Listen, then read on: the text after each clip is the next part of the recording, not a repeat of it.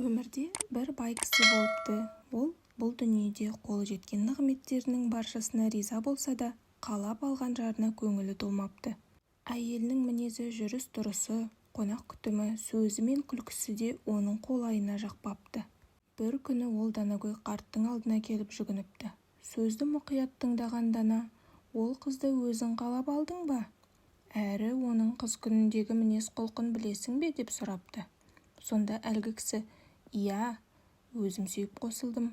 Қыз күнінде өте сыпайы, салихалы жан еді. Кейін өзгеріп кетті.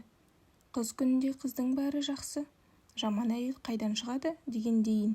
Соның сырын өзім де білмей басым қатты» депті. Сонда әлгі Дана қарт: «Балам, Алла тағала адамға ұрпақ сыйлайды. Кімге қаласа ұл, кімге қаласа қыз, кімге қаласа екеуін де береді. Ал жаман әйел немесе жаман еркекті адамдардың өздері жасап алады. Әйеліңнің сүйкімсіз жанға айналуына сенің өзің кінәлісің.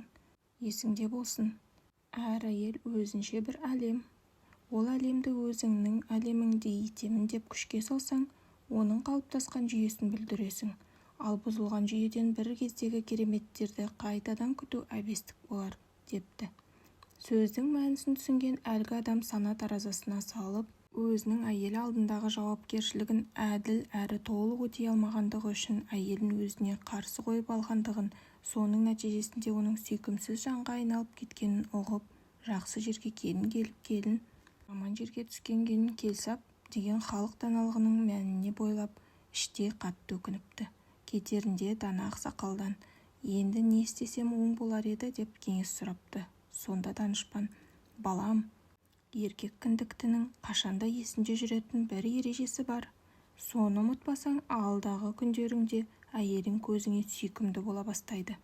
Қыз деген нәзік, үміт пен аяулы сезіммен ғұмыр кешетін нәзік жаратылыс.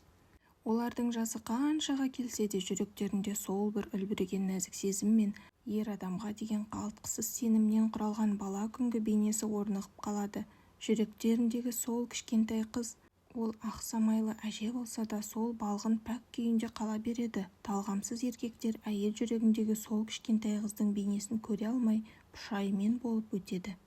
Әйеліңіз ханшайым болса да, отбасы ошақ қасындағы күлді көмеш шаруа әйелі болса да, олардың жүрегінде мәңгілік қартаймайтын қыз бейнесі барын ұмытпаңыз. Талғампаз болсаңыз сол бейнені көре аласыз. Көре білсеңіз әйеліңізді мәңгі сүйіп өтесіз. Әйелді аяласаңыз өміріңіздің қалай нұрға бөленгенін байқамай қалатын нағыз бақытты еркек айналасыз. Еркек бақыттының ережесі осы» депті сабырлы үнімен.